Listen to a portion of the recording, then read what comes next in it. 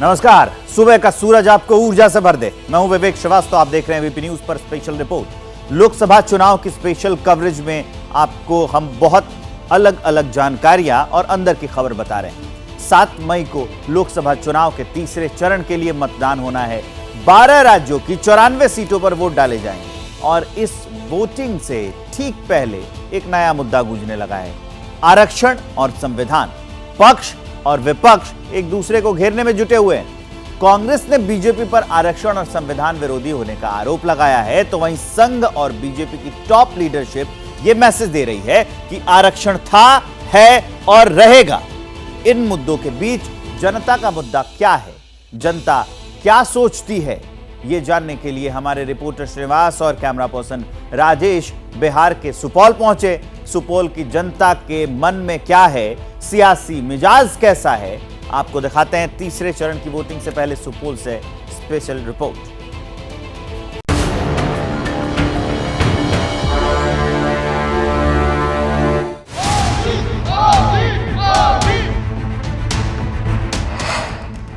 पांच साल में भी मोदी के पास जितने वोट चाहिए है।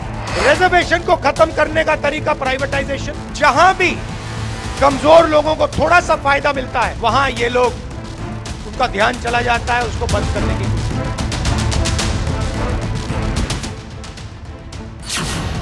क्या आरक्षण को कवच बनाकर मोदी 400 सीट के साथ वापस आ रहे हैं? मैं पहले ही कह चुका हूं कि अगर आज खुद बाबा साहब आंबेडकर चाहे तो बाबा साहब आंबेडकर भी आरक्षण खत्म नहीं कर सकते हैं। मोदी का तो सवाल ही नहीं उठता है। या फिर 2 चरणों के बाद इंडिया अलायंस ने 400 वाले नंबर को पीछे धकेल दिया? क्या मोदी 350 पर दिख रहे हैं? आरक्षण का मतलब क्या है? सबसे पहले कि देश में गरीबों की, दलितों की, आदिवासियों की, पिछड़ों की भागीदारी होगी, यह है मतलब। क्या तीसरे चुनाव के दौर से पहले नए मुद्दों को हवा मिल चुकी है? पिछला परफॉर्मेंस रिपीट कर पाएंगे मोदी?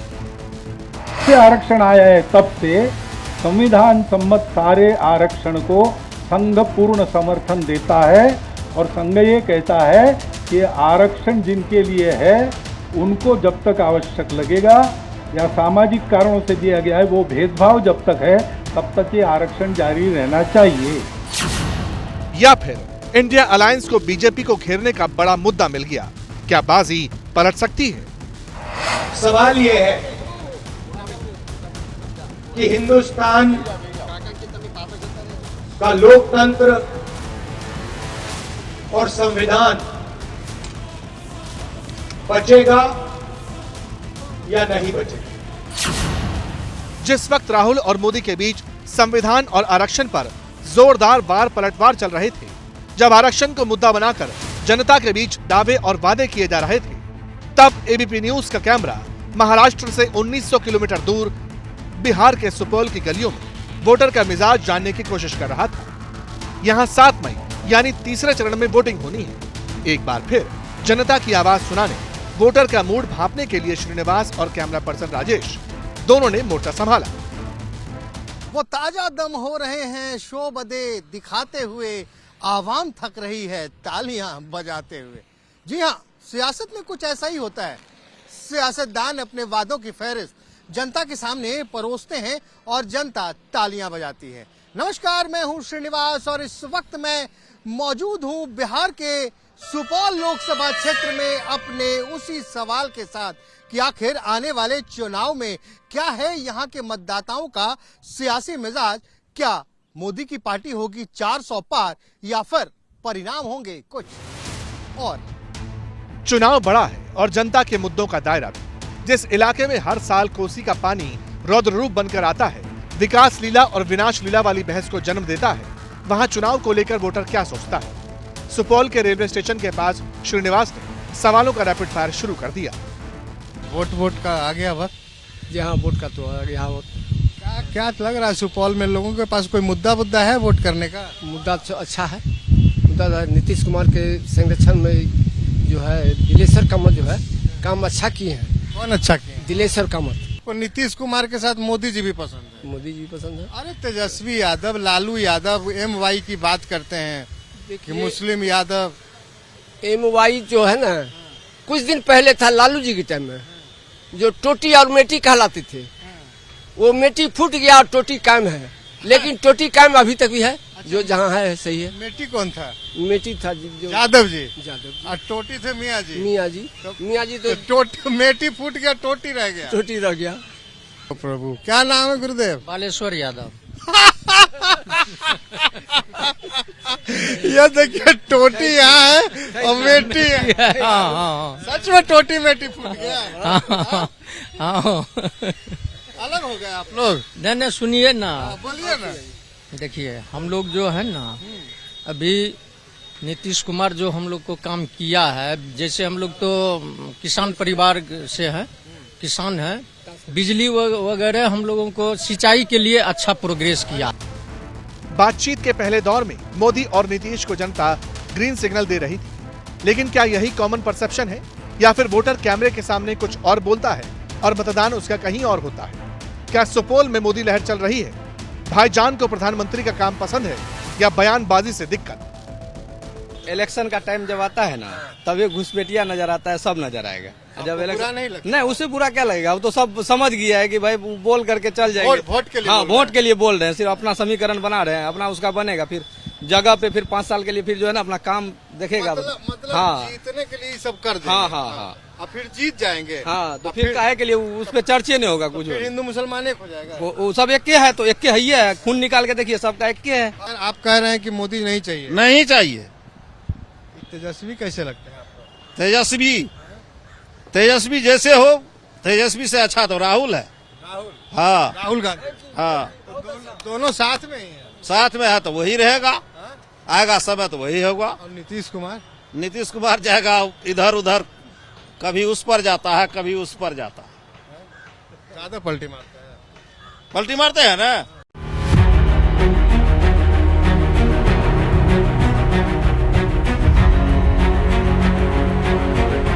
चुनाव में जनता ही मालिक है, जनता नेता की किस्मत का फैसला करती है। सवाल है कि अब की बार 400 पार और बीजेपी को 370 पार के लिए क्या करना होगा। एक एनालिसिस के मुताबिक बीजेपी को 370 सीट हासिल करने के लिए 86% का स्ट्राइक रेट चाहिए, यानी हर 10 उम्मीदवारों में से 9 को जीतना ही होगा। उत्तर भारत में बीजेपी को कम से कम 174 सीटें जीतनी होंगी। पूर्वी भारत में बीजेपी को मेहनत ज्यादा करनी होगी, यहाँ उसे 29 सीट चाहिए। दक्षिण भारत में कम से कम 71 सीट पर कमल खिलाना होगा। पश्चिम भारत में कम से कम 42 सीट और नॉर्थ ईस्ट में मिनिमम 11 सीट पर विक्ट्री चाहिए। सवाल, क्या ऐसा परफॉर्मेंस हो रहा है? सुपौल की जनता का मूड किस तरफ है? क्या डबल इंजन से बीजेपी को फायदा मिलेगा? सियासत की नब्ज को गहराई से समझने के लिए शहर से आगे बढ़ते हुए श्रीनिवास ने रुख किया ग्रामीण इलाके का। सुपौल मुख्यालय से 5 किलोमीटर आगे हमारी टीम ग्रामीण बाजार पहुंची।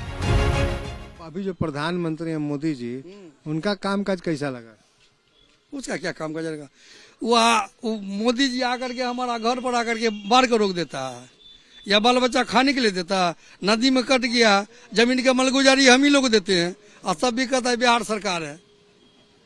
हम लोग को सुरक्षा दे, नीतीश कुमार या मोदी जी हमको लोग सुरक्षा दे, जमीन दे, बाहर में बांध के भीतर बाहर करके बसावे, घर बनवा दे, तब न। सबको घर मिल रहा है। कहाँ घर मिल रहा है? कौन दिया? आप दिए घर?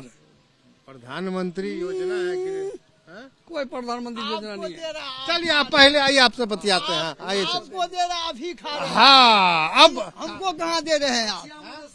हमको कहाँ दे रहे हैं? आपको मिलता है, आप लेकर के खा लेते हैं।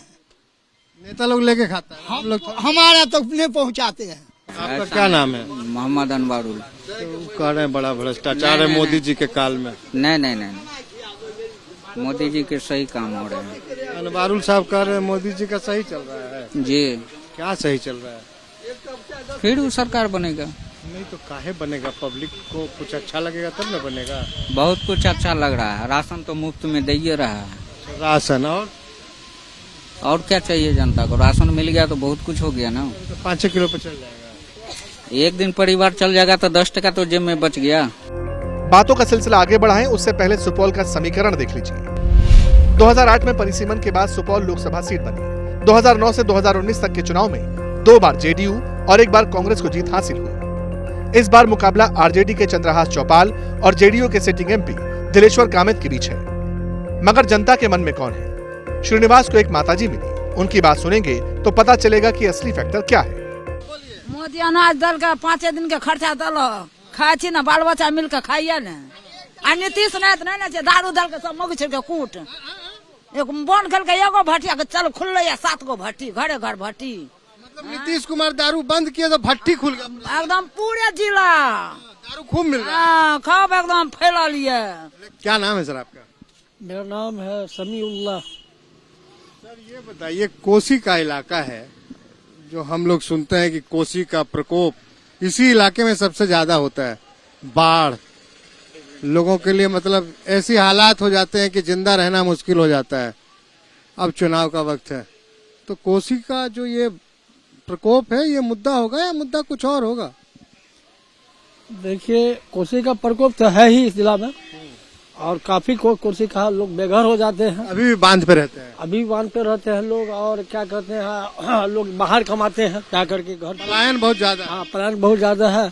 हम तो नहीं देखते हैं हमारे समाज में बीजेपी का कोई प्रभाव है। नहीं है ना, हम तो नहीं देख रहे हैं कि हमारे यहाँ बीजेपी का कोई है। तो कह रहे हैं कि सारे समाज एक साथ बैठ के खाते हैं, रहते हैं, शादी है, ब्याह है, मौत है, श्राद्ध, हर जगह एक जगह रहते हैं। सुपौल का सामरिक महत्व भी है। बिहार का सुपौल उत्तर में नेपाल, दक्षिण में मधेपुरा, पश्चिम में मधुबनी और पूरब में अररिया जिले से घिरा है। हर साल ये इलाका बाढ़ की मार झेलता है, इसलिए वोटर के लिए सबसे बड़ा मुद्दा शायद यही है। मुद्दा तो वैसे जातीय समीकरण भी रहता है। सुपौल अति पिछड़ा और यादव बहुल इलाका है। चुनाव में 55 बड़ा फैक्टर रहता है, यानी मिथिलांचल के 55 पिछड़ी और अत्यंत पिछड़ी जातियों का समूह। करीब 17 लाख वोटर में यहाँ 44% 55 आबादी।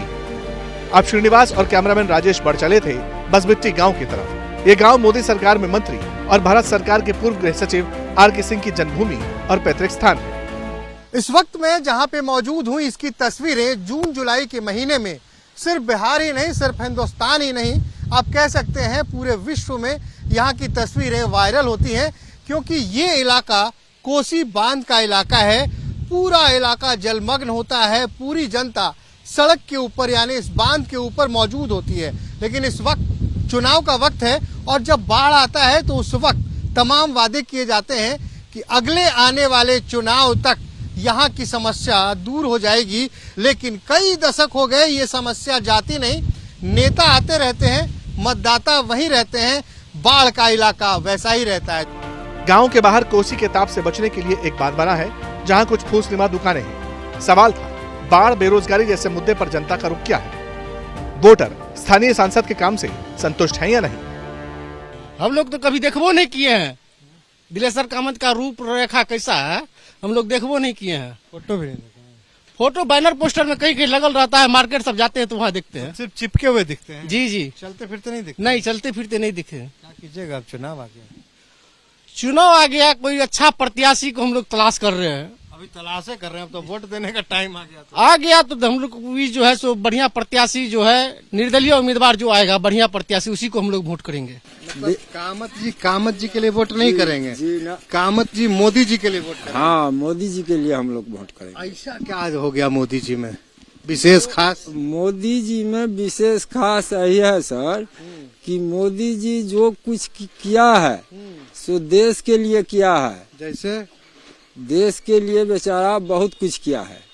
देश के लिए कोई देश से हर एक कितना देश को अभी बन गया है चेयरमैन, कितने देश को उन्नति कर रहा है। देश में से कोई देश को टक्कर नहीं होने देता है। कितना इसी के लिए हम लोग करेंगे कि राम जन्मभूमि की कितना दिन से गोल था, उसको कोई नहीं बना पाया। राम जी को ले आए, राम जी को बेचारा ले आया। बड़ी बात है। कामत साहब को कामत साहब के नाम पे देना चाहिए था। जी ना, जी ना, उस मोदी को नाम पर देते। बिहार में 2 चरणों की वोटिंग पूरी हो चुकी है। पहले चरण में करीब 48% और दूसरे में करीब 58%। मगर पिछली बार के मुकाबले दोनों चरण में मतदान कम हुआ। सवाल है, वोटिंग पैटर्न में बदलाव की वजह क्या है?